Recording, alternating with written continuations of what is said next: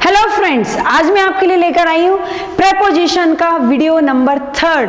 यह हम बोल सकते हैं आज हम पार्ट 3 देखने वाले हैं प्रेपोजिशन का। यहाँ पर हम देखेंगे कि डिफरेंट यूजेज ऑफ एट और इन। एट और इन का यूज कहाँ पर करना है। मैं ऐसा बोलूँ आई लिव एट कोलकाता या I live and in Kolkata. मैं ऐसा बोलूँ आई लिव एट रामपुर या आई लिव इन रामपुर। क्या बोलना है? कंफ्यूज हो रहे हैं तो कंफ्यूज बिल्कुल मत हो जाइए, क्योंकि यहाँ पर आज हम करने वाले एट और इन का पोस्टमार्टम, क्योंकि ये हमें बहुत ही ज्यादा तंग करते हैं। और यहाँ पर इससे पहले हमने देखा था इसका बेसिक चार्ट प्रेपोजिशन का, जिसमें मैंने आपको बताया था कि किस तरीके से आप यहाँ पर बेसिकली कुछ प्रेपोजिशन के यूज को समझ सकते हैं। नेक्स्ट वीडियो में हमने देखा था कि प्रेपोजिशन का मीन्स क्या होता है, ये कितने टाइप्स के होते हैं। यहाँ पर हमने आपको उनके टाइप्स बताए थे। अब आप ये बोल सकते हैं कि मैंने इसके काइंड्स ऑफ प्रेपोजिशंस बताए थे। आज हम देखने वाले हैं एट एंड इन। ध्यान से देखना, आज हम एट और इन के डिफरेंट यूजेस देखने वाले हैं। ये एट और इन बहुत परेशान करता है, कहीं भी एट लगा देते हैं, कहीं पर भी इन लगा देते हैं। लेकिन जब आप इस वीडियो को देख लेंगे ना, आई होप आप 100% श्योर हो जाएंगे कि यहाँ पर एट आएगा, यहाँ पर इन ही आएगा। तो चलिए स्टार्ट करते हैं। एट और इन दोनों का मतलब मैं होता है। मैं आई लिव एट कोलकाता, मैं कोलकाता में रहती हूँ। आई लिव इन कोलकाता, मैं कोलकाता में रहती हूँ। क्या बोलूं? मैंने फर्स्ट पे तो कर दिया रॉन्ग और सेकंड पे कर दिया राइट। अब मुझे आप ये बताइए कि मैंने फर्स्ट पे रॉन्ग क्यों किया है, सेकंड पे राइट क्यों किया है। आपने तो बहुत सारे वीडियोस देखे हैं ना प्रेपोजिशन के, एट और इन के। अब आप मुझे बताइए, रीजन दीजिए। मालूम है आपको? अगर मालूम नहीं है तो इस वीडियो को देखिए, अगर मालूम है तो 100% देखिए, क्योंकि जो रीजन मैं आपको देने वाली हूँ ना, ऐसा रीजन आपको आज तक किसी ने नहीं दिया होगा। तो चलिए देखते हैं। देखिए, कोई भी बड़ी सिटी है, मेट्रोपोलियन सिटी है, बड़ी सिटी है, अगर वहां पर आप रहते हैं तो हमेशा आप वहां पर इन का यूज कीजिए।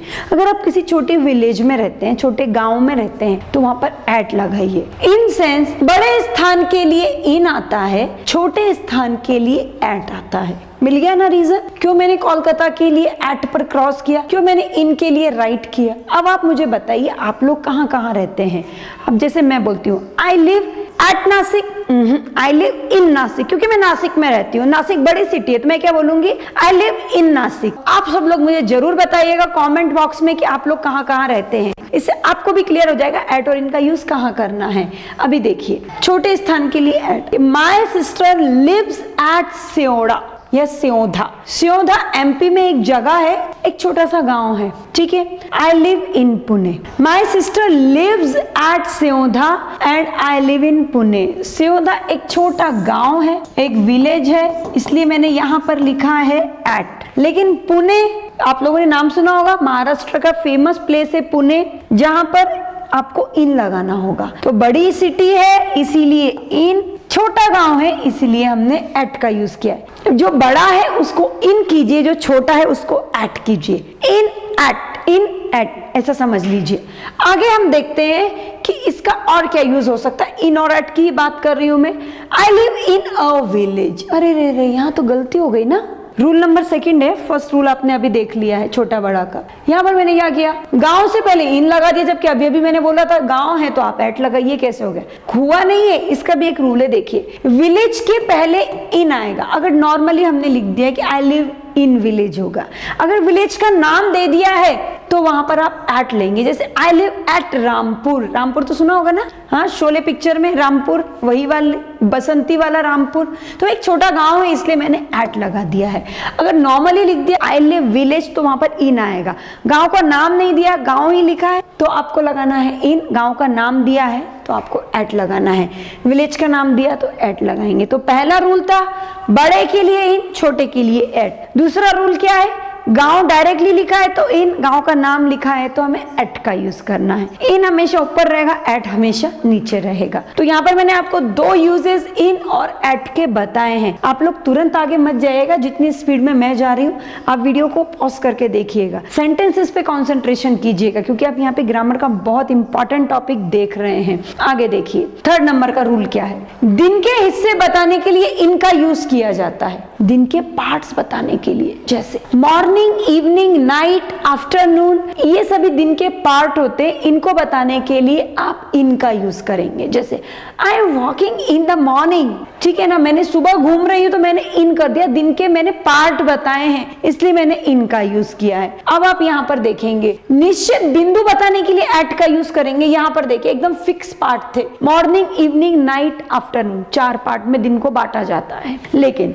अगर हम निश्चित पॉइंट बताते हैं तो हम वहां पर एट का यूज करेंगे। देखिए डॉन, इसका मतलब होता है गोधूली बेला, daybreak, sunrise, noon, dusk, twilight, midnight, hour, minute. ये दिन का एक निश्चित टाइम होता है, 1 घंटे, 2 घंटे, सनराइज का टाइम, सनसेट का टाइम, नून, ये सभी निश्चित टाइम पर ही होते हैं। इसलिए ये सारे पार्ट्स बहुत होते हैं, ये छोटे पार्ट होते हैं, इनको बताने के लिए एट का यूज किया जाता है। अगर हम रूल नंबर फर्स्ट पर जाते हैं तो वहां पर मैंने बताया था बड़ी चीज के लिए इन, छोटी चीज के लिए एट। तो ये सभी छोटी चीजें हैं जो दिन को कई हिस्सों में बांट देती हैं। जैसे आप यहाँ पर देखेंगे मॉर्निंग, मॉर्निंग को हम कई हिस्सों में बांट देते हैं, डे ब्रेक, सनराइज, तो ये मतलब आप यहाँ पर एट का यूज करेंगे। क्लियर? अब देखिए she came to my home at noon, वो दोपहर को मेरे घर आई। तो नून दिन का एक छोटे का छोटा पार्ट है इसलिए हमने एट का यूज किया। The train will start at, train कब स्टार्ट हुई?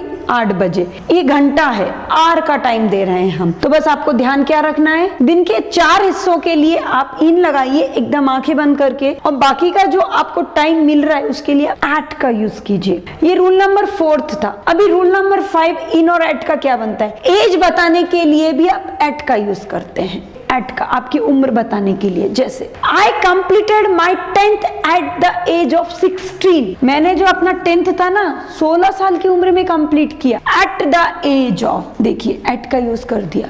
अपनी उम्र बताने के लिए, अपनी एज बताने के लिए आप एट का यूज करते हैं। सेंटेंस आपके सामने है। तो गाइस आपको समझ में आ रहा होगा कि हम एट का यूज कहाँ करेंगे। आपको एज बतानी है तब आप एट का यूज कीजिए। अब आप नेक्स्ट देखिए, स्थायी जॉब बताने के लिए, एक्शन बताने के लिए आप इनका यूज करेंगे। जैसे I am in the army, army की जॉब एक स्टेबल जॉब है, रेपुटेटेड जॉब है, तो आपने इन लगाया है। Modi ji is in the politics, Modi ji politics में है। यहाँ पर आप देखते हैं स्थायी जॉब बताने के लिए आपने इनका यूज किया।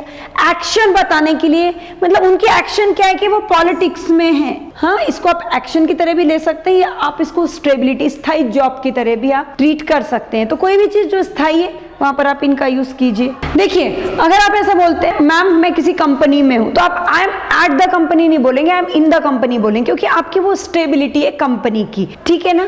तो स्टेबिलिटी बताने के लिए आप इनका यूज करेंगे। आगे आप देख सकते हैं लक्ष्य बताने के लिए एट का यूज करते हैं, टारगेट बताने के लिए, इसीलिए लाफ्ट के बाद में एट लगाया जाता है। शी लाफ्ड एट हिम, वह उस पर हंसी, टारगेट फिक्स करके हंसी। The Hunter shot at tiger, जो हंटर था उसने टाइगर को शॉट किया, निशाना मारा। तो यहाँ पर हमने अपना टारगेट फिक्स किया है। तो टारगेट जब आपका फिक्स होता है, वो चीज आपको शो करनी है, तब आप एट का यूज करेंगे। सेंटेंसेस आपके सामने हैं। तो आपको समझ में आया होगा एट और इन का यूज आप कहां कहां कर सकते हैं। एक छोटा सा रिकैप हम यहाँ पर देख लेते हैं कि यहाँ पर हम किस तरीके से इसको और भी अच्छे से समझ सकते हैं। एट और इन, एट का यूज छोटे सिटी के लिए, इनका यूज बड़ी सिटी के लिए।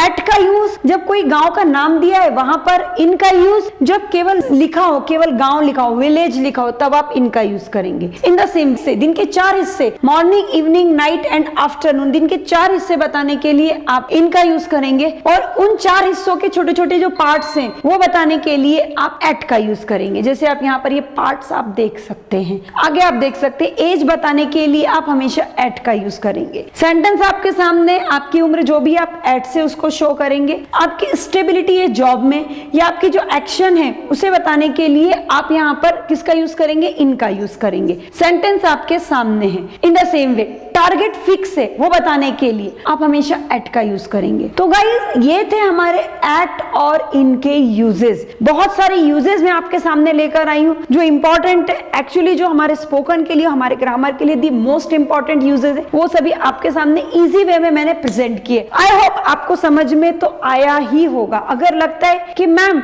हमें और भी सेंटेंसेस चाहिए तो कमेंट बॉक्स में आप मुझे पूछ सकते हैं।